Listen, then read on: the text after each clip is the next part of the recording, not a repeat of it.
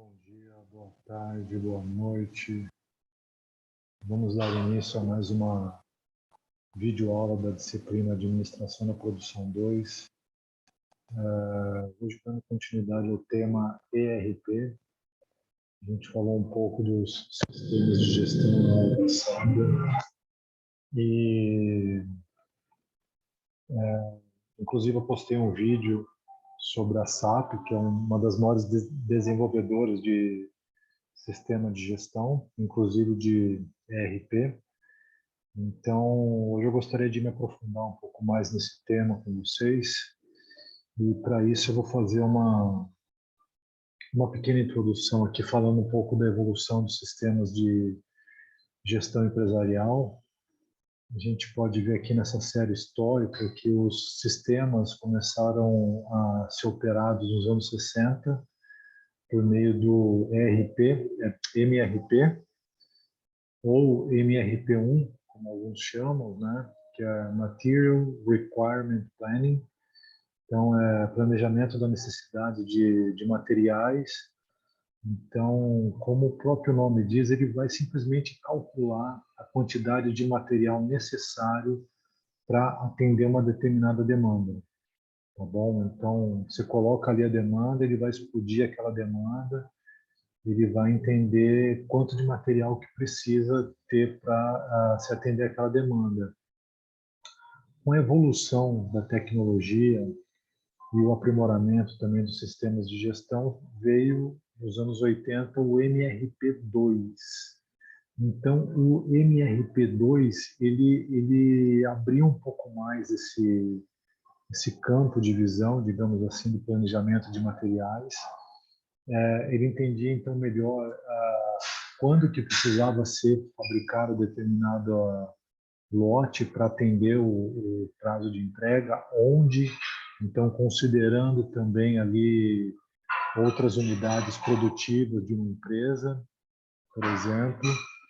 E por fim, nos anos 90, final dos anos 90, veio o ERP. O ERP ele já tem uma visão mais holística da empresa, então ele prevê a integração de diversos setores dessa empresa. Isso facilita a tomada de decisão, inclusive planejamento, né? Toda empresa vai trabalhar com o mesmo banco de dados. Então, como eu falei aqui, o MRP1, ele decide então quando e quanto comprar de um determinado material, matéria-prima, para atender a demanda, e quando e quanto produzir de cada material diariamente, semanalmente, mensalmente, depende ali do planejamento da empresa. O MRP2, como eu falei, ele abre um pouco mais esse escopo. Então, qual unidade que vai produzir determinado material, quando, identifica se há ou não material suficiente ali, se precisa comprar mais matéria-prima, calcula-se o custo de produção. Então, percebam que o MRP1 e o 2, eles têm esse viés mais contábil, né? Não havia integração entre os departamentos, todas as informações eram submetidas ali para o controle de contabilidade. E o ERP ele já vem com uma proposta de integração. Percebam aqui que as áreas conversam entre si. Então, o pessoal de compras consegue ter acesso ao estoque, o pessoal de vendas que está lá na ponta vendendo produto consegue acessar online os níveis de estoque, consegue ver ali com o financeiro como que está o crédito do cliente, entre outros relatórios que são possíveis elaborar através do cruzamento de informações. E isso tudo é permitido por meio de módulos. Então, cada departamento tem um módulo e esses módulos são integrados num grande sistema. Então, as áreas conversam entre si. Tá? Então, nessa figura aqui, eu trago para vocês uma ilustração do que seria a lógica do ERP, tá bom? Aqui são, claro, né, sem deixar de mencionar, tudo fica em um único banco de dados. Então, a mesma informação que compras tem, é o que o PCP tem, é o que o estoque tem, é o que o financeiro tem. Então, não é aquela coisa que chega numa reunião, cada um tem uma informação. Não, a base de dados é a mesma, tá? Então, isso aí aumenta também a confiabilidade da tomada de decisão. Aqui são um dos principais fornecedores de ERP, desenvolvedores. Inclusive, isso aqui deve estar desatualizado até, é um mercado muito dinâmico, então as grandes empresas vão comprando empresas menores, vão fazendo fusões, joint venture.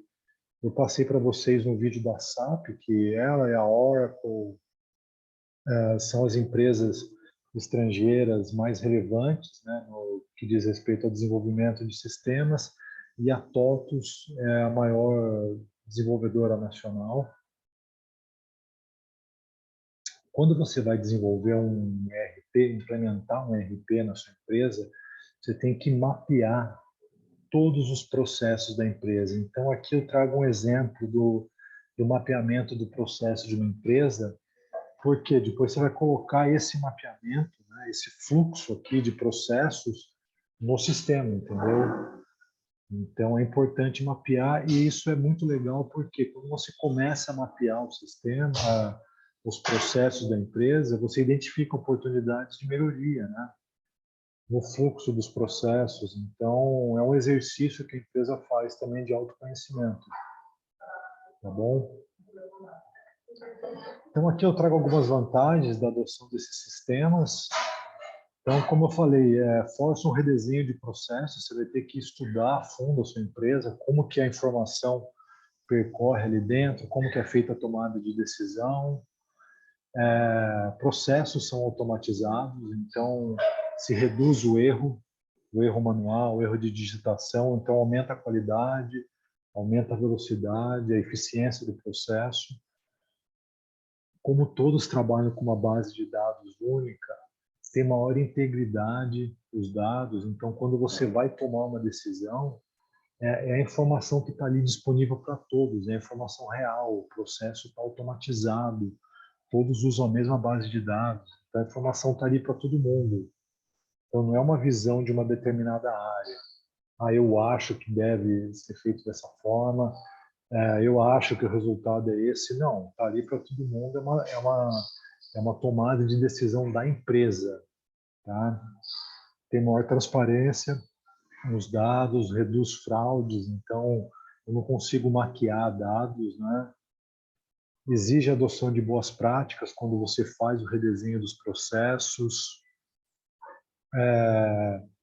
A informação fica também mais acessível ali a todos, é muito simples baixar relatórios, então isso aí até melhora ali o nível do serviço prestado, proporciona uma padronização, então todas as áreas vão trabalhar da mesma forma, com o mesmo sistema, na mesma plataforma, e facilita a implementação em novas áreas. Então, a partir do momento que você implementou no financeiro, é fácil implementar um módulo ali no PCP, em compras, marketing, logística, contabilidade, etc.